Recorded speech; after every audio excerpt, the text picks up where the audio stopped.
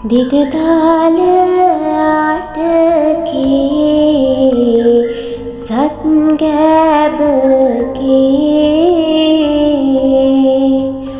අයිබෝන් අද ඔයාලා හැමෝම එකතු වෙලා ඉන්නේ රොගස් ලයිෆ් SN YouTube නාලිකාවත් එක්ක. මම අද ඔයාලත් එක්ක කතා කරන්නේ ඇටම ගස් කඩ වන මැද වෙදි වැඩි ඉන්නකොට හොයාගත්ත සිංහ රෙජිමෙන්තුවේ මාලිගාවේ පන්තියේ හොඳම ළමයා සිංහරාජා. සිංහරාජා කිරි මිශ්‍ර කිසිදු ආහාරයක් කන්නේ නැහැ.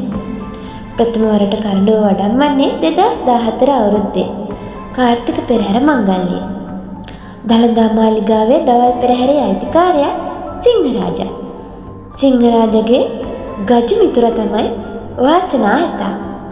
ඕනෑම පෙරහැරකට විශ්වාසයෙන් යවන්න පුළුවන් එකම ඇතා තමයි සිංහරාජා. උපන් වර්ෂය 1986. ශ්‍රී දළදා මාලිගාවට පූජා කරන ලද වර්ෂය 1994. පූජා කළ අය තමයි සිංහ රෙජිමේන්තුව. පරිත්‍යාග කරන විට මගේ වයස අවුරුදු 8යි. හැබැයි වර්තමාන වයස අවුරුදු 39ක් පමණ වෙනවා. වර්තමාන උස අඩි 9ක් පමණ වෙනවා. බර ටොන් 3.5ක් පමණ වෙනවා. මතක පිට කාලය දෙසැම්බර් මාසයේ සිට ජූනි මාසය දක්වා. ප්‍රධාන හස්තිපාලකයා ඊ.ජී. අනුර කුමාරතුංග. ලක්තරණ යුද ගිනිවලින් දැවුණු අඳුරු යුගයක් තිබුණා. බේසුණු ගිනිදැල් වල රස්නය උතුරු නැගෙනහිර වනාන්තරවල ජීවත් වෙන සතුන්ට දැඩිව දැනුණු කාලයක් තිබුණා. මහා කැලෑ මැද පුපුරා ගිය බෝම්බ වලට ගොදුරු වී විනාශ වුණු මහා විශාල සත්ත්ව සංඛ්‍යාවක් හිටියා. මිනිසුන්ට පමණක් නොවේ LTT මිලිටරි ප්‍රහාර වලට ගොදුරු වෙන්න සතුන්ට සිදු වුණා. මං අද කතා කරන්නේ සත්තු ගැන නෙමෙයි. මේ කාල පරිච්ඡේදයේ හමු වුණු සිංහරාජා නැමැති පුංචි පැටවගෙන. කොටාවියේදී සිංහරාජා ජීවත් වෙලා තියෙන වවුනියාව ඇටමගස්කඩ මහා වනාන්තරයේ 1990 වර්ෂයේ දිනක සිංහ රෙජිමේන්තුවේ කණ්ඩායමක් වනාන්තරයේ සෝදිසි මෙහෙයුම් වල නිරත වන විටදී වෙඩි වැදීම් බරපතල තුවාලව සිටි මේ පුංචි පැටව දැකලා තියෙනවා. පසුව දෙන නිලධාරියා දැනුවත් කරලා වවුනියාව සිංහ රෙජිමේන්තු කඳවුරට මෙයාව රැගෙන ගිහින් තියෙනවා. කඳවුරේ හැමෝගෙම ආදරය රැකවරණය මැද පුංචි පැටව හිටියට මෙයාට ඇත්තටම මෙතන ආරක්ෂාවක් තිබුණේ නැහැ. ඒ නිසාම කඩනමින් ප්‍රතිකාරය ලබා දීම සඳහා යටිනුවර වීදියේ සිංහ රෙජිමේන්තුවට බාර දෙන ලෙස යුද හමුදා මූලස්ථානයේ නියෝග ලබා දීලා තියෙනවා. ඒ අනුව ඒකට හිටපු දියවඩන නිලමේ නිරංජන් විජේරත්න මහතාගේ උපදෙස් මත ඇත්පැටවාට කඩනමින් ප්‍රතිකාර ලබා දීමට යටිනුවර වීදියේ සිංහ රෙජිමේන්තු කඳවුරට රැගෙන ඇවිල්ලා තියෙනවා. පේරාදෙණිය පශු වෛද්‍ය පීඨයේ පශු වෛද්‍ය නෙවිල් සිල්වා මහතා විසින් ප්‍රතිකාර කිරීම ආරම්භ කළා තියෙනවා. පසුව ඇත්පැටවා සුවය ලැබීමෙන් අනතුරුව එවකට දියවඩන නිලමේගේ ඉල්ලීම මත ඇත්පැටවා දළදා මාලිගාවේ ඇත්පන්තිය රැක බලා ගැනීමට ජනාධිපති ප්‍රේමදාස මහතා අවසර ලබා දීලා තියෙනවා. නාලක ඉන්දිරාජා ජනරාජා තායියතා කණ්ඩුල සහ ඒකදන්තය අතරට සූපත් වෙමින් සිටි සිංහරාජා ඇත්පැටවාද එකතු කරලා තියෙනවා. පසු 1994 වර්ෂයේ අගෝස්තු මාසයේ කැබිනට් අනුමැතියකින් සිංහ රෙජිමේන්තුව විසින් සන්නස් පත්‍රයකින් ඇත්පැටවා දළදා මාලිගාවට පූජා කරලා තියෙනවා.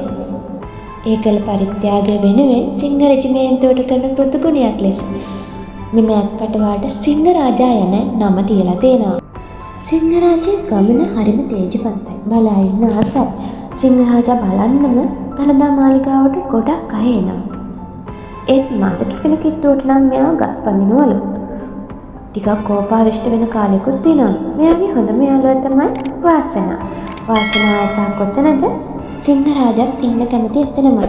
මේ දෙන්නගේ මේ අමුතුම යාළුකම සසර පුරුද්දක් වෙන්නත් පුළුවන්. 1995 වර්ෂයේ ප්‍රථම වරට නුවර දළදා පෙරහැරේ ගමන් කරන සිංහරාජා ප්‍රථම වරට කරඬුව වැඩමවීම කරන ඇත්තේ 2014 වර්ෂයේ ඒ කාර්තික මංගල්‍ය පෙරහැරේ. සිංහරාජා පුංචි කාලේ අලුත්නුවර දැඩිමුණ්ඩ දේවාලයේ පෙරහැරට ගොස් පඩිපෙළ උඩටම නැග කරඬුව උරමතගෙන ඇති බවද වාර්තා වෙනවා. බියස්සකේගේ තොරව දැඩි විශ්වාසයෙන් මගතට උවද රැගෙන යාමට හැකි දළදා මාලිගාවේ ඇත්පන්තියේ සිටින හොඳම ළමයා සිංහරාජාව දළදා මාලිගාවේ ඇත්පන්ති භාරකරු ප්‍රදීප් මීවන පෙලාන මහතාද සඳහන් කර තියෙනවා. මේ වන විට ගරු දියවඩන නිලමේ ප්‍රදීප් නිලංගදෑර බණ්ඩාර මහතාගේ අධීක්ෂණය යටතේ දළදා මාලිගාවේ ඇත් පන්තියේ යුව රජුන් තනතුර සිංහරාජා හොබවමින් පවතිනවා. කයිකටත් තෛලය වගේ ඕනම උත්සවයකට සහභාගී කරවන්න පුළුවන් විශ්වාසනීයම ඇතෙක් විදිහට සිංහරාජා මේ වෙනුවට පත්ලා තියෙනවා.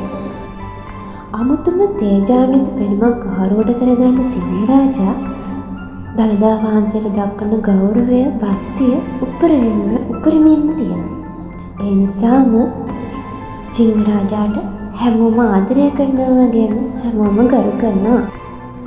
උත්තම ශ්‍රී දළදා වහන්සේව අසීමිත ගෞරවයෙන්, භක්තියෙන් පෙරහැරේ වැඩම කරවන මිරට හීලා ඇත් පරපුරේ යුව රජු සිංහරාජාට ත්‍රිවිධ රත්නයේ ආශිර්වාදය දෙවියන්ගේ රැකවරණය ප්‍රාර්ථනා කරමින් අපි මෙතනින් නතර වෙමු. තවත් මේ වගේ තොරතුරු රැසක් එක්ක නැවත හමු වෙනතුරු මම ගිහින් එන්නම්. එතකන් ඔයාලා හැමෝටම තෙරුවන් සරණයි.